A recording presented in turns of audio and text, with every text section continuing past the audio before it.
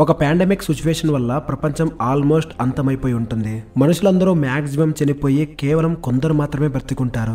అలాంటి సిచ్యువేషన్ లో బ్రతికి బయటపడ్డ అమ్మాయి జూలియట్. తన కారులో రోడ్డుపై ఎక్కడికో వెళ్తూ ఉంటుంది. తన దగ్గర ఒక గన్, అలాగే తన కారులో తన హస్బెండ్ జాక్ ఫోటో ఉంటుంది.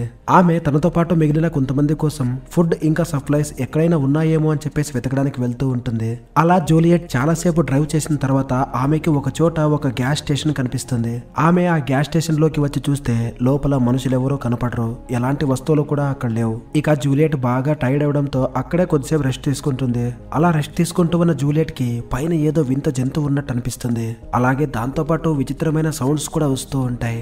ఇక జూలియట్ అదంతా గమనించి ఇది సేఫ్ ప్లేస్ కాదేమో అని చెప్పేసి అక్కడ నుంచి స్పీడ్ గా వెళ్లిపోతుంది. చీకటి పడేలోపే తన వాళ్ళు ఉన్న ప్లేస్ కి వెళ్లిపోవాలి అని చెప్పేసి షార్ట్ కట్ లో వెళ్తూ ఉంటుంది. అలా ఆ షార్ట్ కట్ లో కొద్ది దూరం వెళ్లిన తర్వాత ఆమెకి ఒక ఆగిన కార్ కనిపిస్తుంది. ఎవరో చూద్దామని చెప్పేసి అక్కడికి వెళ్తే మనిషి గాయాలతో పడి ఉంటాడు. ఆ వ్యక్తి జూలియట్ తో నైట్ ఒక వింత జంతువు అటాక్ చేసింది. నేను ఎలాగోలా కష్టపడి దాన్ని వ్యాన్ లోపల పెట్టి క్లోజ్ చేశాను. నేను ఈ పెయిన్ ని తట్టుకోలేకపోతున్నాను, నన్ను చంపేయ్ అంటాడు. అయితే జూలియట్ నేను ఈ బుల్లెట్ ని అతనిపై యూజ్ చేయడం వేస్ట్ అనుకుంటుంది. తన వాళ్ళ కోసం సప్లైస్ ని తీసుకోవడానికి ఆ వ్యాన్ లోకి వెళ్తుంది. అలా కష్టపడి ఆ వ్యాన్ లో ఉన్న ఆ వింత జంతువుని చంపేస్తుంది.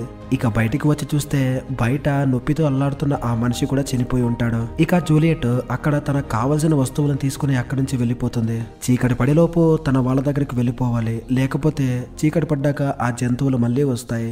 అలా తన కారులో వెళ్తూ ఉన్నప్పుడు ముందు చూసి డ్రైవ్ చేయకుండా తన హస్బెండ్ జాక్ ఫోటోని చూస్తూ వెళ్తూ ఉంటుంది. అలా తన కారు స్కిడ్ అయిపోయి రోడ్డు పక్కన పడిపోతుంది. అసలు ఆ జంతువులేంటి, అటాక్ చేయడం ఏంటి, జూలియట్ ఏంటి, జూలియట్ స్టోరీ ఏంటి అనేది మనం ఇప్పుడు తెలుసుకుందాం. జాక్ అండ్ జూలియట్ ఇద్దరు ఫస్ట్ టైం ఒక ఆర్ట్ గ్యాలరీలో మీట్ అవుతారు. జూలియట్ అక్కడ ఫ్రీగా ఫుడ్ దొరుకుతుంది అని చెప్పేసి తినడానికి వచ్చి ఉంటుంది. జాక్ ఒక రిచ్ మ్యాన్, ఆ ఆర్ట్ గ్యాలరీకి ఓనర్. జూలియట్ ఒక పూర్ గర్ల్. అక్కడ పిగ్ మీట్ కి సంబంధించిన ఒక ఆర్ట్ ఉంటుంది. జూలియట్ దాన్ని చూస్తూ అలా నిలబడి ఉంటుంది. జాక్ ఆమె దగ్గరికి వచ్చి మీకు అది ఇష్టమా అని అడుగుతాడు. అందుకు జూలియట్ నేను వెజిటేరియన్ ని అంటుంది. అప్పుడు జూలియట్ జాక్ తో బయట వర్షం పడుతుంది, అందుకే లోపలికి వచ్చాను అంటుంది. అందుకు జాక్ మనం ఇలా మీట్ అవ్వడం మన ఫేట్ ఏమో అంటాడు. కానీ జూలియట్ కి వీటిపై నమ్మకం ఉండదు. ఆ ఆర్ట్ గ్యాలరీలో ఒక రాక్షసుడి ఫోటో ఉంటుంది. ఆ ఆర్ట్ చూసి జూలియట్ ఇది చాలా అగ్లీగా ఉంది అంటుంది. అప్పుడు జాక్ అగ్లీగా ఉన్న దాని వెనకాల ఉండే బ్యూటీని చూడమంటాడు. అలా కొద్దిసేపు వాళ్ళ మధ్య కాన్వర్సేషన్ జరిగిన తర్వాత జాక్ జూలియట్ ని తన ఇంటికి తీసుకెళ్తాడు. జాక్ ఇల్లు చూసి జూలియట్ షాక్ అయిపోతుంది. ఎందుకంటే జాక్ అంత రిచ్ అనమాట. జూలియట్ ఏమో చాలా పూర్, ఇంకా ఆమె డ్రగ్ అడిక్ట్ కూడా. కానీ వాళ్ళిద్దరి మధ్య ఉన్న ఒకే ఒక కామన్ పాయింట్, ఇద్దరు ఒంటరిగా ఉంటారు. అలా అక్కడ ఒక చిన్న డిస్టర్బెన్స్ వల్ల జూలియట్ జాక్ ఇంటి నుండి వెళ్ళిపోతుంది. అయితే జూలియట్ ఎందుకలా వెళ్ళిపోయిందో జాక్ కి అర్థం కాదు. కొద్ది రోజుల తర్వాత జూలియట్ ఒక హోటల్లో ఒక ముసలాయన్తో పాటు ఉంటుంది. వాళ్ళిద్దరిని జాక్ చూసి ఫాలో అవుతాడు. జాక్ ఏమో జూలియట్ డబ్బు కోసం ఇదంతా చేస్తుంది అని చెప్పేసి వాళ్ళ ఇంటి వరకు ఫాలో అవుతాడు. అయితే అక్కడ ఉన్న మనుషుల్ని, సిచ్యువేషన్ ని చూసి జాక్ జూలియట్ తో నేను నీకు హెల్ప్ చేస్తాను అంటాడు. అయితే జూలియట్ మాత్రం జాక్ ని ఇన్సల్ట్ చేసి బయటికి పంపించేస్తుంది. అలా కొన్ని రోజుల తర్వాత జాక్ ఇంటి బయట జూలియట్ గాయాలతో నించుని ఉంటుంది. జూలియట్ ని ఇంతకు ముందు వాళ్ళ ఇంటి ముందు ఉన్న మనుషులే కొట్టిపడేసి ఉంటారు. జాక్ జూలియట్ ని లోపలికి ఇన్వైట్ చేసి ఆమెకి ఫస్ట్ ఎయిడ్ చేసి చాలా బాగా చూసుకుంటాడు. అలా మరుసటి రోజే జూలియట్ మళ్ళీ డ్రగ్స్ తీసుకోవడానికి అక్కడి నుంచి వెళ్ళిపోతుంది. జాక్ ఏమో ఆమెని ఆపడానికి ప్రయత్నిస్తాడు. అప్పుడు జూలియట్ అక్కడున్న వస్తువులన్నీ పగలగొట్టి రచ్చరచ్చ చేస్తుంది. ఎలాగైనా ఆమెని ఆ అడిక్షన్ నుండి బయటికి తీసుకురావాలి అని చెప్పి ఊరి బయట ఒక ఇల్లుని తీసుకుని ఇద్దరు అక్కడికి షిఫ్ట్ అవుతారు. మెల్లమెల్లగా జూలియట్ జాక్ ని అర్థం చేసుకుంటుంది. అలా ఆమె ప్రెగ్నెంట్ కూడా అవుతుంది. అయితే ఆమెకు ఉన్న బ్యాడ్ హ్యాబిట్స్ వల్ల ఆమెకి చనిపోయిన బిడ్డ పుడుతుంది. బ్యాడ్ హ్యాబిట్స్ వల్లే జూలియట్ బిడ్డ చనిపోయింది అని తెలిసినా కూడా జాక్ ఆ విషయాన్ని గుర్తు చేయకుండా ఆమెని చాలా కేరింగ్ గా చూసుకుంటాడు. అయితే జూలియట్ మాత్రం మళ్ళీ డ్రగ్స్ కోసం రోడ్లోకి వెళ్తూ ఉంటుంది. జాక్ ఏమో ఆమెని మళ్ళీ ఇంటికి తీసుకొస్తూ ఉంటాడు. అలా ఒకరోజు జాక్ ఆమెను ఇంటికి తీసుకువస్తూ ఉన్నప్పుడు జూలియట్ చనిపోయిన బిడ్డ గురించి ఆర్గ్యూ చేస్తుంది. జాక్ కి ఇక ఓపిక నశించిపోయి కార్ దిగి వెళ్ళిపోతాడు. జూలియట్ బార్ కి వెళ్లి కూర్చుంటుంది. జాక్ కాల్స్ ని అస్సలు లిఫ్ట్ చేయదు. అప్పుడే టీవీలో జాక్ ఉన్న ప్లేస్ లో కెమికల్ అటాక్ అయ్యింది అని చెప్పేసి న్యూస్ వస్తుంది. అప్పుడే జాక్ నుండి జూలీకి కాల్ వస్తుంది. జూలియట్ టెన్షన్ పడుతూ కాల్ లిఫ్ట్ చేస్తుంది. అందులో స్ట్రేంజర్ మాట్లాడుతూ జాక్ కి చాలా సీరియస్ గా ఉంది, హాస్పిటల్లో అడ్మిట్ చేశాం అని చెబుతాడు. వెంటనే జూలియట్ హాస్పిటల్ కి వెళ్తుంది. అక్కడ జాక్ బ్రతికే ఉంటాడు, కానీ మాట్లాడే స్థితిలో లేడు. ఐ లవ్ యూ అని చెప్పేసి జూలియట్ కి కార్డు మీద రాసి చూపిస్తాడు. అయితే తొందరలోనే జాక్ నార్మల్ అవుతాడు అనుకుంటుంది. మరుసటి రోజు హాస్పిటల్ కి వచ్చి చూస్తే అక్కడ జాక్ ఎక్కడా కనిపించాడు. కెమికల్ అటాక్ కి గురైన పేరెంట్స్ అందరినీ డిస్పోజ్ చేశాం, అంటే చంపేశాం అని చెబుతారు.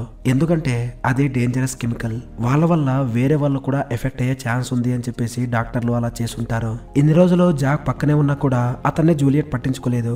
ఇప్పుడు పట్టించుకుందాం అనుకుంటున్నా కూడా అతను ఇప్పుడు పక్కన లేడు. జూలియట్ గతంలో జరిగింది ఇదే. ఇక ప్రెజెంట్ లో జూలియట్ కార్ క్రాష్ అయి ఉంటుంది కదా, తనకు స్పృహ వచ్చేలోపే చీకటి పడిపోయి ఉంటుంది. తన కాలు కూడా కారులో ఇరుక్కుపోయి ఉంటుంది. చీకటి పడితే విచిత్రమైన జంతువులన్నీ బయటికి వచ్చేస్తాయి. సో ఇప్పుడు జూలియట్ దూరంగా పడిపోయిన తన గన్నుని తీసుకోవడానికి ప్రయత్నిస్తుంది. అలా చాలా సేపటి తర్వాత చాలా ట్రై చేసి తన కాల్ని బయటికి తీసుకుంటుంది.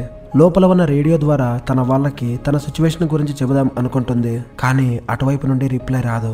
అంతేకాదు జూలియట్ వాయిస్ విని అక్కడికి ఒక వింత జంతువు వస్తుంది. అది చూడ్డానికి జాంబీ లాగా లేదు. ఇప్పుడు జూలియట్ తనను తాను ఆ జంతువు నుండి కాపాడుకోవాలి.